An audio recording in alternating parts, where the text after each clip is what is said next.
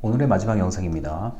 교재 155쪽부터 157쪽까지 오류에 대해서 말씀을 드릴게요. 이 오류는 지금 말씀드릴 오류는 연구조사 방법뿐만 아니라 일상에서 너무나 빈번하게 나타나는데도 불구하고 그걸 오류라고 생각지 못하는 경우이기 때문에 여러분들이 나중에 평가를 하거나 심사를 하거나 채점을 할 때 이런 오류에 대해서는 굉장히 주의를 하시는 게 좀 더 품질 높은 평가, 공정한 심사, 그리고 공정한 채점을 한다는 점 꼭 알아두셨으면 좋겠습니다. 특히 여기 계신 분들이 자기소개서를 쓰고 여기 계신 분들이 면접을 지원자 입장에서 봐야 될 경우는 이 면접관의 오류, 평가자의 오류를 한 번쯤 좀 알아뒀다가 보시면 가끔은 이런 오류가 크게 나타난다는 점을 찾을 수가 있을 거예요.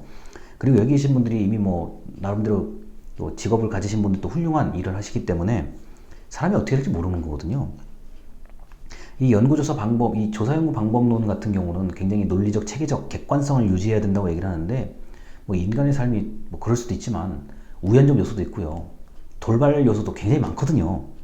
그래서 여러분이 어떻게 또 평가, 심사, 채점을 할지 모르는 일이기 때문에 이런 오류에 빠지지 않도록 말씀을 드리겠습니다. 첫 번째, 연쇄 오류라고 하죠. 특정한 부분을 보고 작은 사소한 것을 보고 전체까지 다 영향을 받으려고 하는 것, 그리고 특정한 부분을 보고 별로 관련 없는 다른 부분까지 영향을 받으려고 하는 것, 이게 바로 연쇄 효과입니다.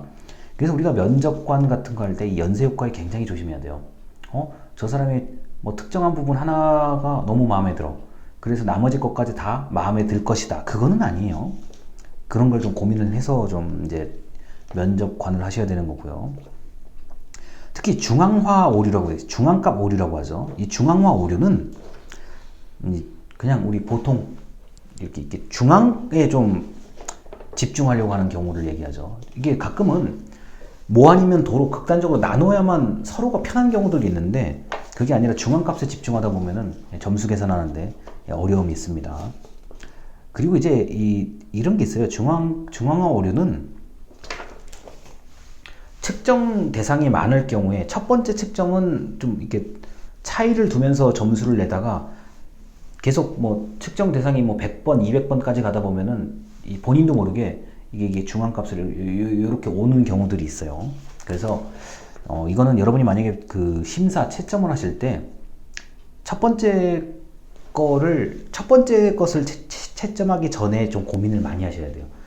내가 이 상황에서는 최대값과 최소값을 어떻게 설정을 해야 될지, 그리고 좀 이렇게 너무 첫 번째 그 대상부터 뭔가 좀 똑부러지게 하려는 생각보다는 조금 지켜보면서 내가 내 나름대로 마음속에 기준선이라는 게 있어요. 사람이요. 베이스라인이라고 하거든요. 기준선이 있는데 그 기준선을 좀 찾은 다음에 평가를 하는 게 좋습니다.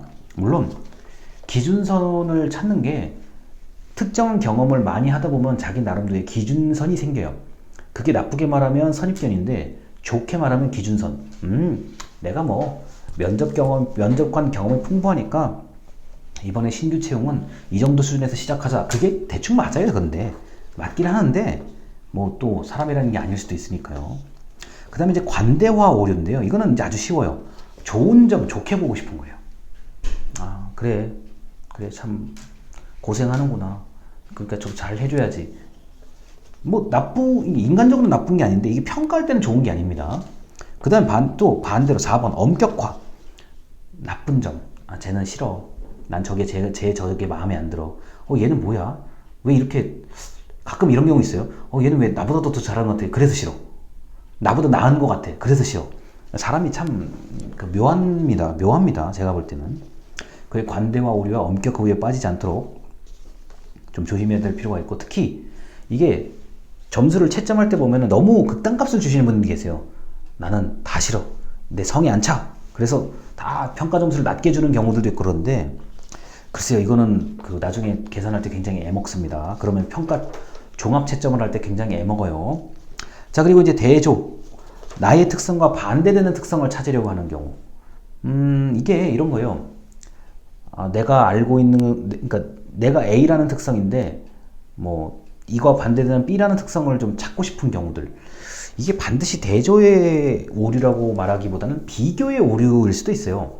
예를 들어서 뭐 지금 내가 그 채점한 사람 뒤에 들어온 사람이 너무 뭐 형편없이 못한 사람이거나 아니면 너무 잘하는 사람 이렇게 되면은 이제 좀 비교의 오류에 좀 빠지게 되는 경우들이 있을 수가 있습니다. 그래서 이 연쇄의 오류, 중앙화의 오류, 관대화의 오류, 엄격화의 오류, 대조의 특성, 자 비교라고 말할 수 있습니다. 그리고 이게 이런 게 있어요. 우리가 동시면접이라고 하죠. 집단 면접이요. 왜 면접관 한 3, 4명 있고 앞쪽에 지원자가 대여섯 명 앉아 있는 경우에 뭐 한 사람이 너무 독보적으로 너무 좀 뛰어나게 하면은 다른 사람들이 그 조에서는 그 집단에서는 또 좀 점수가 낮게 나오는 경우들이 있거든요. 그래서 이 집단 면접 같은 거를 하는 면접관이 만약에 여러분이 되신다 그러면은 아무리 집단 면접을 하든 뭐 어쩌고 저쩌고 하더라도 그 개인에 대해서 평가를 하셔야 돼요. 그래야 이런 오류에 좀 빠지지 않습니다. 뭐 쟤는 말이야 뭐 이래서 나머지 다 별로네 뭐 이렇게 돼버리면은 좀 이게 좀 불편한 일이 생기거든요. 자 그래서 오류에 아예 안 빠질 수는 없지만 그렇다고 또 이거를 너무 그냥 느슨하게 할 경우 느슨하게 하게 되면 문제가 생기기 때문에요. 오류의 그 오류가 어떤 것이 있는지 이거 말고도 또 있어요. 뭐 더 있는데 조사 연구 방법에서는 뭐 굳이 다루지 않아도 되는 거니까요. 이 정도까지 해서 마무리를 할게요. 이게 우리가 지금 척도의 4가지 비율 척도, 등간 척도, 서열 척도, 명목 척도까지의 이야기이고 척도를 분석할 때 일단 뭐 만드는 건 둘째 치더라고요. 척도를 분석할 때 상식에서 벗어난 결과가 그러니까 상식에서 벗어나는 수준으로 내가 설명을 하지 않았느냐 이게 기존의 이론이나 연구에 비해서 뭐 좀 틀림이 있는지 없는지 이런 것들을 잘 따지면 참 좋겠거든요. 하지만 제가 영상에 종종 얘기하듯이 처음부터 이거 척도를 잘 구성하고 오류에 안 빠지고 실수를 안 하면 비정상입니다. 그거는 말도 안 되는 일이고요. 제가 볼 때는 누구나 실수할 수 있고 하지만 그런 실수를 그래도 되도록이면 적게 시행착오를 되도록이면 줄이면서 하는 게 우리 연구조사의 목적이고 이런 척도까지 아신다고 하면은 여러분이 실생활에서도 내가 저 사람이 잘못하는구나 내가 잘못돼 있구나 이런 거를 느낄 수가 있을 겁니다. 그리고 이제 우리 다음 주차 영상이 그 표본 추출에 관련된 건데요. 뭐 표본 추출은 여러분이 여론조사를 좀 떠올리시면 비교적 쉽게 알 수가 있는 거라서 뭐 크게 걱정 없이 들으시면 되고요. 오늘 가르쳐드린 척도 말고도 원래 좀 더 전문성 있는 척도들이 많거든요. 그런데 제가 대학교를 지금까지 뭐 학생 신분으로도 다녀보고 뭐 여러분들을 가르치는 입장에서 해봤는데 오늘 가르쳐드린 척도 이외의 것들은 좀 각 분야마다 각 학문 분야마다 즐겨 쓰는 척도와 연구 방법들이 있어요.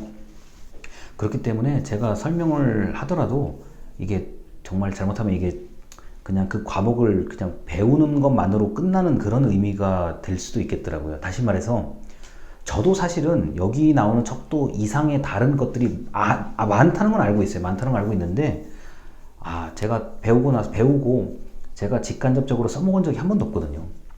그리고 또 그런 척도 다른 척도들은 또 특별한 그 학문 분야마다 또 잘 특화돼 있어요. 그래서 제가 어설프게 여러분한테 설명했다가는 이게 오히려 더 혼란을 줄 수가 있기 때문에 기본적인 척도의 4가지 그리고 오류에 빠지지 않는 오류가 무엇인지에 대한 얘기를 하면서 이 척도까지 얘기를 마치려고 합니다. 그래서 지난주에 신뢰도 타당도, 이번 주에 척도, 그리고 다음 주에 표본 추출의 내용까지 요게 우리나라 조사연구 방법 시간에 반드시 가르쳐 드려야 될 내용이기 때문에 이렇게까지 해서 영상을 마무리하도록 하겠습니다.